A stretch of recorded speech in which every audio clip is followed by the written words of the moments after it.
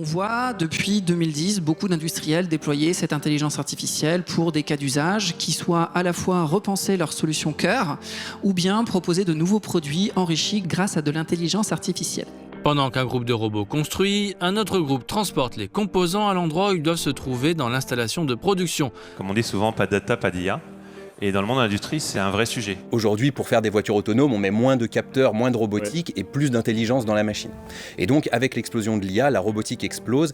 Les technologies digitales récentes ont bouleversé les processus de production. La digitalisation est d'ailleurs devenue incontournable pour permettre à l'industrie de rester compétitive, peu importe la taille de l'entreprise. Cette nouvelle étape dans l'histoire économique porte le nom d'Industrie 4.0, en référence à la 4e révolution industrielle, après la mécanisation, l'électrification et l'informatisation des usines. L'intelligence artificielle en est un pilier fondamental. De la robotisation à la maintenance prédictive en passant par l'optimisation de la production ou encore la gestion de données en temps réel, l'IA a un impact indéniable dans le secteur de l'industrie. Mais attention, l'IA, ce n'est pas magique. Découvrons ensemble quelles sont les bonnes pratiques pour activer les moteurs du succès dans l'industrie.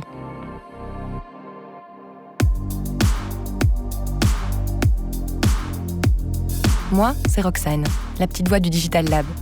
Le Digital Lab, c'est un lieu d'échange et de rencontre pour tous les acteurs de l'écosystème numérique wallon ancré au sein de HEC Liège, l'école d'économie et de gestion de l'Université de Liège.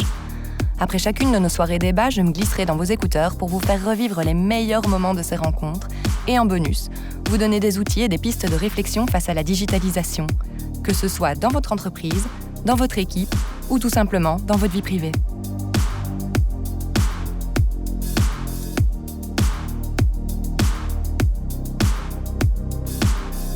Pour ce nouvel épisode, on est allé à la rencontre de différents experts pour parler IA et industrie. Tout d'abord, Mieke de Ketelaar, professeure à la Vlerick Business School et autrice de plusieurs ouvrages sur l'IA.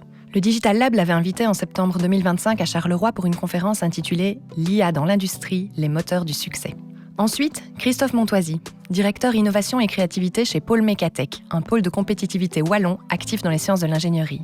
Nous l'avions interrogé à la première édition du salon IACA à Namur, ainsi que d'autres participants, comme Stéphane Duperron, directeur des opérations chez Lefort, une PME industrielle wallonne implantée à Gosselies. Et enfin, Michael Saint-Guillain, fondateur de Genco, une société de solutions logicielles pour les entreprises. Nous lui dédions cet épisode puisque Michael nous a quittés entre-temps. Pour nous plonger directement dans le vif du sujet, nous avons demandé à Stéphane de nous parler du degré d'adoption de l'intelligence artificielle chez Lefort. On y fabrique des presses, des cisailles et des broyeurs pour le secteur de la revalorisation des déchets. Mais on est sur des produits extrêmement robustes, traditionnels, d'acier, de soudure, d'hydraulique. Et donc on n'est pas sur des produits extrêmement technologiques comme d'autres industries qu'on peut connaître à Charleroi, dans le ferroviaire, dans le spatial, dans l'aéronautique, ou dans l'automobile, ou dans plein d'autres domaines. Donc les problématiques de l'IA nous paraissent encore un peu lointaines aujourd'hui. Néanmoins, on sent bien tout le potentiel qu'il peut y avoir. Par contre, ce potentiel ne va pas se réaliser en une fois, mais bien étape par étape. On sent bien que tous nos process, qu'ils soient administratifs ou industriels, ne sont pas forcément robustes, ne sont pas encore suffisamment solides. Et donc partir directement sur une automatisation, sur de l'IA, il y a probablement un gap intermédiaire. Mais si on veut se préparer pour demain, il faut savoir où on veut aller pour préparer les étapes justement intermédiaires et construire le chemin. Certaines activités paraissent donc encore éloignées des préoccupations technologiques liées à l'IA. Du coup, on a voulu en savoir plus sur le degré de maturité du secteur industriel avec Mieke, experte en IA et auteure du livre « Homme versus machine ». Donc, le secteur industriel, en fait, ils sont un peu plus longs comparé avec d'autres secteurs qui ont eu à la base déjà des données. Je parle du secteur bancaire ou le secteur du telco.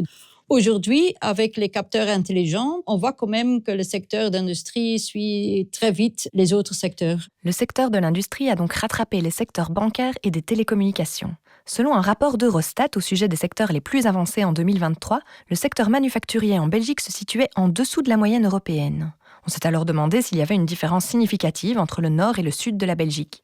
Mais Mieke note la présence d'une autre variable expliquant le taux d'adoption de l'IA. Je remarque surtout une différence entre la taille de l'entreprise. Quand on parle d'un GSK ou quand on parle d'un IBA, ils sont bien sûr déjà beaucoup plus loin que des autres qui ont une taille beaucoup plus petite. Donc, pour moi, c'est plutôt la taille de l'entreprise, la possibilité d'investir dans l'IA, dans les équipes des données et le reste, qui fait le changement pas sur le nord et le sud. Les données du SPF Économie confirment en effet que l'adoption de l'intelligence artificielle reste fortement liée à la taille de l'entreprise. Alors que 37,5% des moyennes entreprises ont déclaré utiliser l'IA en 2024, seulement 16% des PME l'ont adopté. Elles sont cependant en progression, avec une utilisation qui a doublé entre 2023 et 2024. Les PME belges seraient également plus avancées que la grande majorité des PME de l'Union européenne sur le plan technologique. Le manque d'expertise, mais aussi les enjeux juridiques, tels que la protection des données et le respect de la vie privée, constituent les principaux freins à l'adoption de l'intelligence artificielle, toujours selon le SPF. Pourtant, les opportunités pour les PME ne manquent pas. L'IA peut bien aider une petite entreprise, surtout avec l'IA générative. Donc, dans le temps, il y a 15 ans, c'est vrai qu'il fallait avoir les propres données, les propres ingénieurs pour créer les modèles. Ce temps-là, en fait, il n'y est plus. Donc, il y a beaucoup des outils basés sur l'IA sur le marché où on peut démarrer tout de suite. Donc, des tools qui ont été créés vraiment un peu pour tout le monde. Et surtout dans l'IA générative, si on parle par exemple du processus de documents, donc comme travailler sur des documents automatiques, reconnaissance des documents, tous les systèmes qui sont disponibles pour chaque type d'entreprise. Des solutions sont donc à la portée de tous. Christophe, lui, accompagne de nombreux projets d'innovation dans le secteur industriel au pôle Mécatech. Il relève quelques exemples d'applications d'IA qui s'avèrent très utiles pour les industries. Par exemple, détecter des phénomènes de danger sur un site de production et de pouvoir le remonter très vite avec déjà une première interprétation, donc monde de la sécurité. On peut être dans le monde de la gestion de la connaissance. Aujourd'hui, une entreprise génère de plus en plus de savoir et on l'enregistre via des données. Mais quand il faut récupérer ça, comment est-ce qu'on répare cette pièce-là? Comment est-ce qu'on fait ceci? En fait, maintenant, il y a des outils qui permettent un dialogue facile. Avant, on avait le moteur de recherche, mais il fallait tomber sur le bon document, etc. Voire lire tout le document avant de retrouver la source d'info. Maintenant, on a déjà une réponse qui est construite à partir de plusieurs documents. Avec pour objectif de réduire les coûts, d'améliorer la qualité des produits et d'optimiser les processus de production, les cas d'usage de l'IA sont nombreux pour répondre aux défis du secteur industriel. Stéphane entrevoit d'ailleurs une problématique qui pourrait être solutionnée par l'IA. Clairement, les aspects de planification, alors je pense qu'on n'est pas les seuls dans l'industrie, et en particulier dans les PME. On part toujours d'une activité petite, qu'on arrive à gérer à la main, qu'on arrive à gérer à la tête, et avec des gens compétents, expérimentés, ça passe. Et puis à un moment, ça grossit, et l'intelligence humaine a ses limites, et ça passe plus.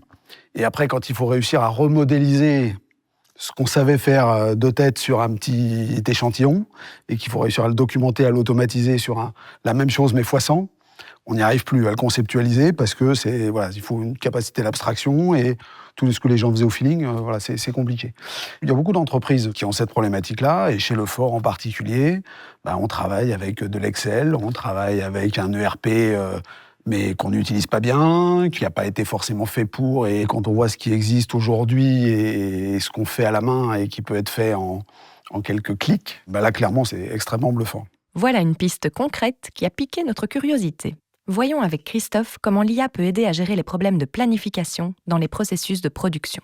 Quand j'ai un engorgement de mon système de production et je dois essayer de résoudre cet engorgement. Et l'IA peut aider en travaillant sur les différents paramètres qui rentrent dans le système de production, en optimisant les ressources, qu'elles soient humaines, que ce soit les outils, que ce soit la matière, les machines, et donc de prendre tous ces paramètres qui, quand on le fait, on va dire à taille humaine, on le fait avec un fichier Excel, avec un Gantt, et en fait, on s'en mêle les pinceaux.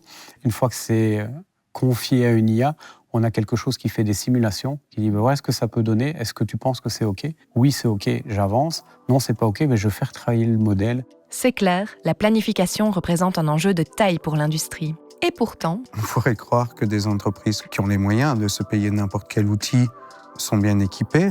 Mais en fait, non. Vraiment, la planification, c'est l'oublié de la digitalisation. Pour répondre à cet enjeu, Michael Saint-Guillain a créé un outil de planification pour l'industrie. Co-développé à l'origine avec des acteurs de l'industrie pharmaceutique, cette technologie est basée sur les travaux de la thèse de Michael, réalisée en collaboration avec la NASA. Michael nous expliquait lors du salon IACA que pour que l'outil de planification fonctionne, il a fallu développer un langage de modélisation qui permet d'expliquer les règles du jeu à l'IA. Et pour ça, même pas besoin d'avoir un doctorat en mathématiques discrètes. Donner les règles du jeu à l'IA, c'est... Par exemple, spécifier à quoi correspond un process de fabrication d'un certain type de vaccin. On va expliquer que pour fabriquer ce vaccin-là, il va y avoir une série d'étapes. On va mélanger des produits en utilisant telle ou telle ressource. Ça va utiliser des cuves. Et puis ensuite, il va y avoir un contrôle qualité. Et puis, il va y avoir de la mise en flacon, du packaging, etc. On va avoir un ensemble fini de tâches qui sont reliées entre elles par des contraintes. Puis là, c'est un problème. Le scheduling, la planification des opérations, c'est l'optimisation sous contrainte. On se rend bien compte qu'il y a une recette à suivre et qu'on ne peut absolument pas sortir des lignes.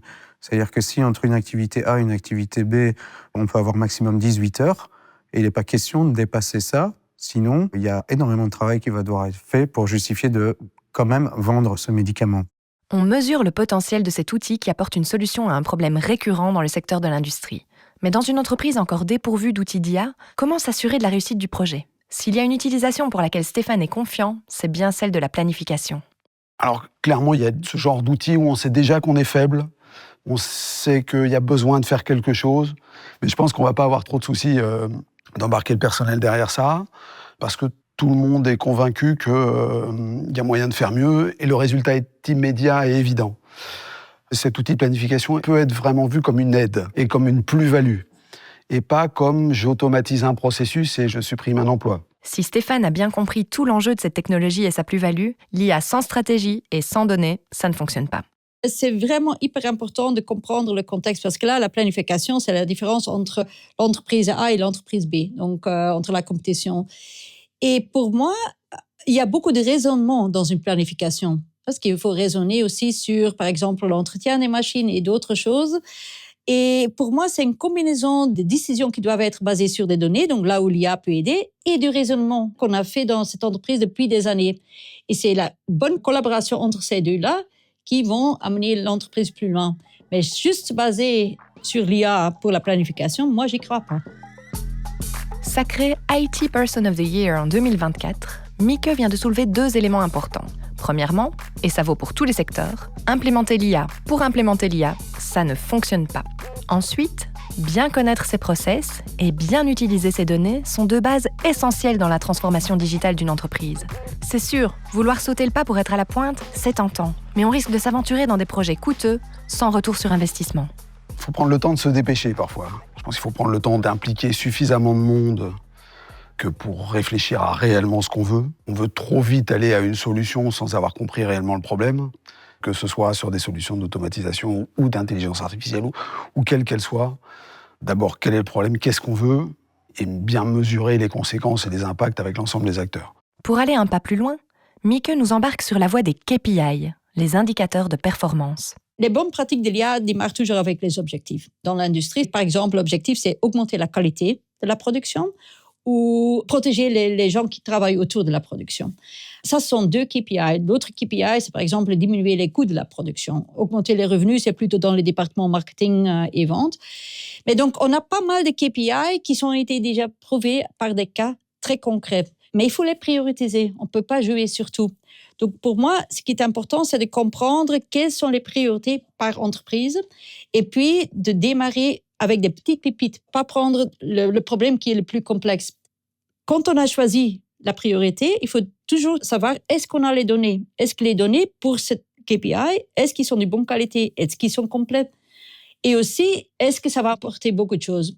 Et c'est là qu'il faut trouver l'équilibre entre complexité et valeur. Il y a des choses où il y a beaucoup de données qui sont nécessaires pour avoir un tout petit peu une augmentation de valeur d'un KPI. Il y a d'autres KPI qui peuvent aller beaucoup plus vite avec beaucoup moins de données. Donc, cette compréhension de travailler sur ces 2 axes, ça se fait à la base de la recherche avant de démarrer des projets. Donc, pas des projets pour des projets, mais de bien comprendre au niveau des données, au niveau de complexité et au niveau des valeurs liées au KPI qu'on a choisi. Voilà déjà des éléments pour guider les industriels dans la mise en place de bonnes pratiques. Fixer des objectifs, déterminer la plus-value et s'assurer d'avoir les données nécessaires pour les KPI choisis. Mais il y a aussi quelques red flags que Mieke souhaite agiter sous nos yeux avant de travailler avec l'IA. C'est parfois lié au niveau d'automatisation de l'entreprise. Si on n'a vraiment pas encore automatisé rien du tout, basé sur des règles, je n'y démarrerai pas avec l'IA. Pas d'IA sans automatisation. Mais ce n'est pas tout.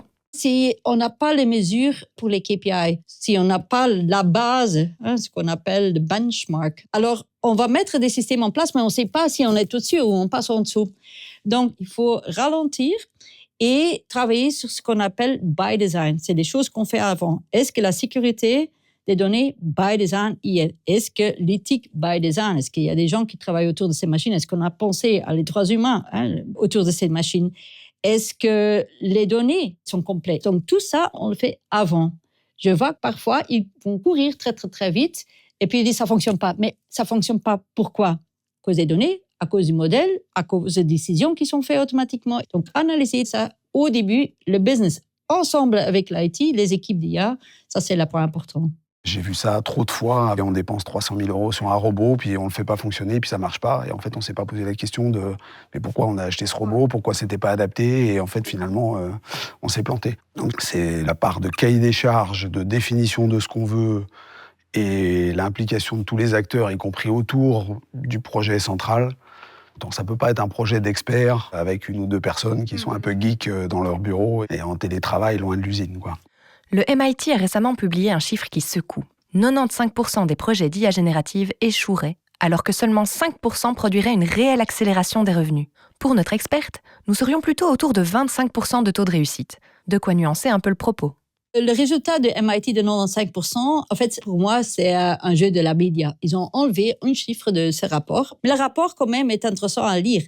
Parce que ce qu'il dit, en fait, c'est que ça bloque au niveau des processus, la connaissance des processus, et aussi adapter des équipes autour de ces processus. Je m'explique, par exemple, on va automatiser avec l'IA le travail sur les documents, ce qui se passe aussi dans l'industrie. Il y aura 7 personnes qui sont l'eau. Il faut y penser, il faut y travailler dessus. Une autre chose, c'est qu'on voit, par exemple, sur des séminaires, sur des événements, qu'il y a des systèmes qui fonctionnent très bien en labo ou chez le vendeur. On dit, on va investir, ça a l'air bien. Mais on oublie que le contexte chez nous, c'est différent.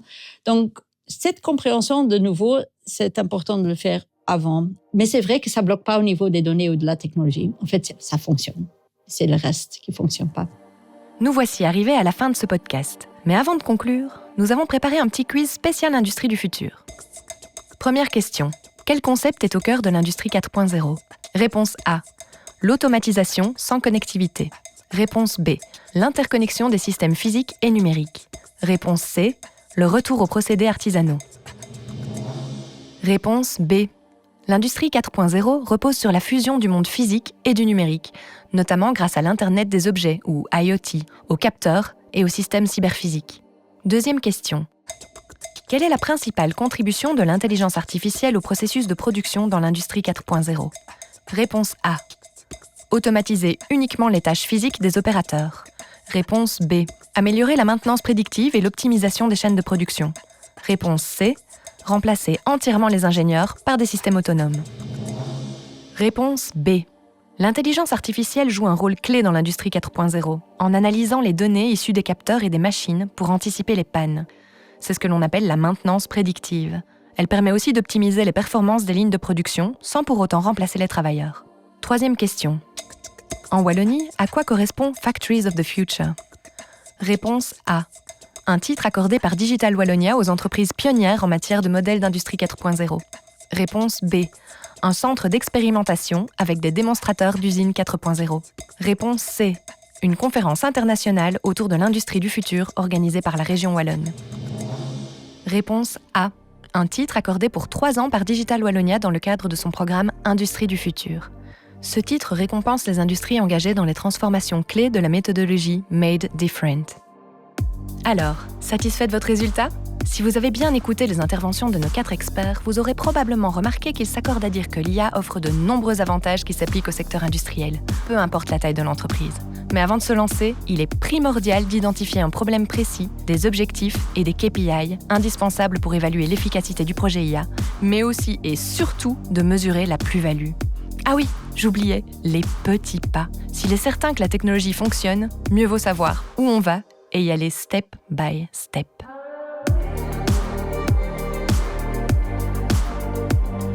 Si vous aimez notre podcast et voulez en savoir plus ou participer à nos prochaines soirées débats en direct, allez faire un tour sur notre site www.digitallab.be. Vous écoutiez Éco-numérique, le podcast du Digital Lab qui explore les enjeux numériques avec des experts pour vous aider à mieux comprendre la transformation digitale. Une initiative soutenue par la Wallonie dans le cadre de la stratégie Digital Wallonia.